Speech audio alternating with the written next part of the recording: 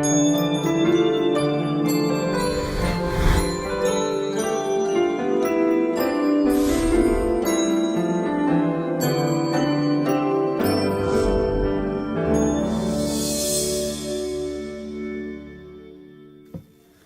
often like to view creepy things on the internet. I don't totally know why. I've just always been intrigued by the things that are just off. Any media is fine to take in the content.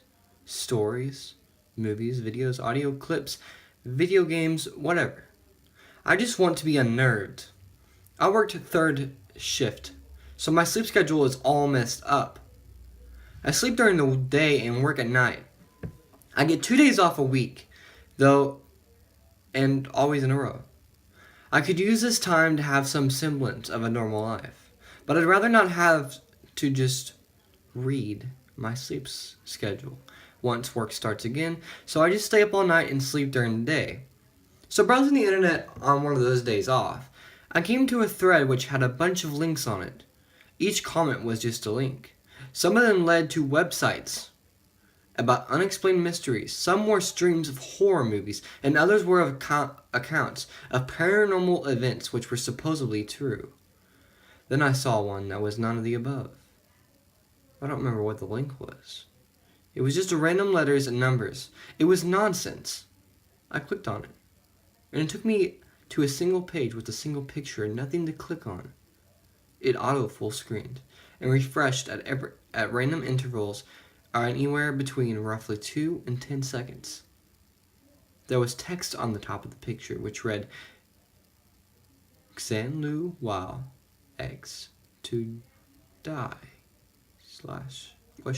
X. Creepy. I like this site already. The picture showed a painting on the wall of a nondescript forest scene. There was a small TV screen centered at the bottom of the picture, an old CRT. On top of the TV was an older-looking analog clock with a wood frame and fancy hands.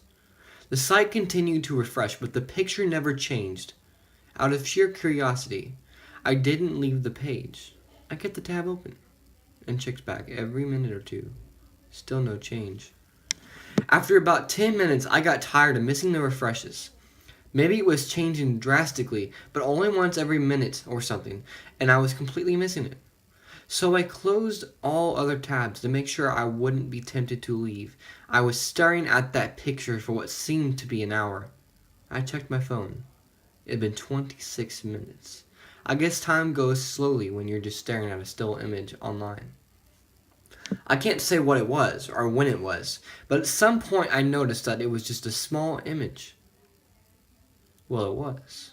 But the image was changing. The clock, when I first pulled up the page, read something close to 4:15. Now it was showing 4:56. The clock had been changing the entire time. I watched it for a full minute. And somewhere among the refreshers, I saw the minute hand change to 57. The time on the clock didn't reflect the real time. Still, though, this was dedication. Someone had to take a picture once per minute for an hour, or at least 45 minutes, and then had to change it every minute. I kept watching it until it showed 5 o'clock. I expected it to shift back to 4 o'clock, but it just went to 5:01. That's even more impressive. Maybe it went for a full 12 hours. Someone needs a job. Anyway, now I was hooked. I had to see it if it had the full range of times. Now that I knew I didn't have to intently stare at the picture anymore, I was able to shift my focus to the text. It definitely seemed strange. I realized quickly that it was a code of sorts, and it said XIIXIX. I thought about it for a while, but then realized the colon in the phrase XIIXIX 12:19. I guess I had to wait till 12:19 to see what was going to happen. What was so worth all this work? The next few hours were boring. I'd check it every so often and see no change. Once I thought I saw something in the painting, but I'm pretty sure that it was just my imagination. And my mind wanted to see something. I set all of my clocks in my house to the time on this site so I know where it was even when I wasn't on that computer. 12 o'clock came, and I was glued to my computer. No getting up, no other tabs. I was just staring intently, watching the hands on the clock refresh minute after minute. 12:18. Refresh, refresh, refresh. I was certain that this minute had actually taken 4 or 5 minutes to transpire. Finally, 12:19. Nothing. No change in the image, no change to the site. That was disappointing. I figured I'd get at least a message on the site, or at least a different picture or something. Maybe that was a prank. Nothing. The guy who made this lured people in, give them a simple puzzle to solve just to pick their intrigue, and then disappoints them greatly. Bravo, I thought to myself. Or brava, I quickly corrected. I left the website and went back to my day. I couldn't get the site out of my head, though. Not even an hour after I left, I had convinced myself that I should go back to that site. Control-Shift-T. After all, there are 12:19s in a day. Aren't there? The clock now said 12:48. I looked over at the clock on my desk, and it also said 12:48. The grader must have kept it synced up with their local time or something. I had nearly 12 hours to wait ahead of me now. I could have stayed up all night. A night for me, day for most normal people. But I didn't want to drive myself crazy, so I went to sleep. But I didn't sleep well, or for very long. But then again, I rarely do. I checked the clock on my desk, which was still set to the website time, and it said 8:52. Only a little over 3 hours of a wait from here. I checked the site, and still no change in the image. I did things around the house and online to kill time for the next few hours. As soon as the desk clock was near 12 o'clock, though, I was once again seated firmly in front of my computer desk. The next 18 minutes were agonizing.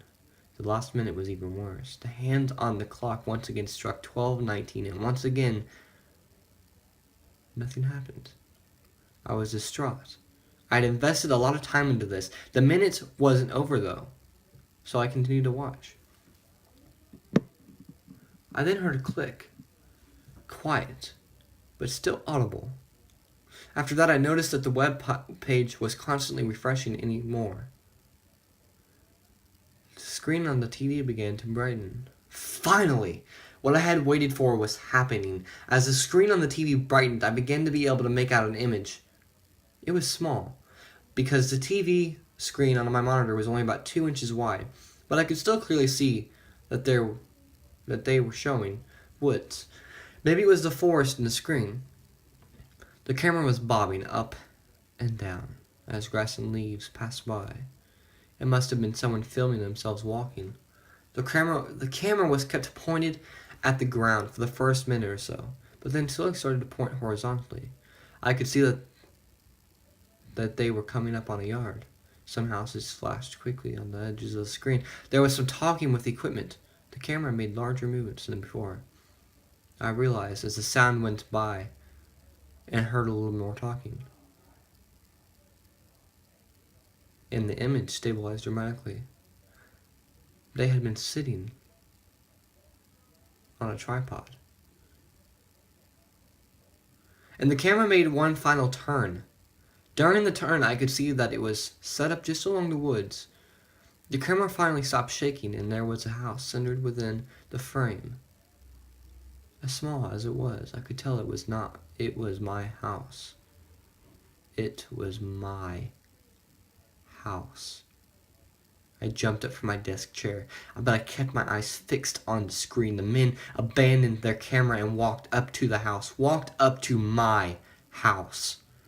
They stood at the door for what was probably 20 seconds, but it seemed like 5 minutes. I didn't know what to do. I didn't know if there was something I could do. They knocked on the door. I heard it faintly through my speakers, but it wasn't at the door. Not hearing it within my house calmed me down enough to check the door. Nobody was there. Nobody was in the yard, but I couldn't make out past a couple 100 feet. It was dark out, and the moon wasn't very bright. I closed and locked the door, and I ran back up to the computer. The screen was still displaying these 2 men standing at the door. They knocked again. but this time harder. I watched as the door opened. A man answered it. I couldn't make him out. I was half expecting it to be me. I was relieved, though, to see that it wasn't. I have brown hair. The man on the screen had red hair. One of the men gestures something to him, and the red-haired man begins to close the door. At this point, the other man shoves the door open, pulls a gun from his belt, and shoots the man in the head. I felt my face go pale and my jaw fall open. My vision started to go black, but I forced myself to keep my composure.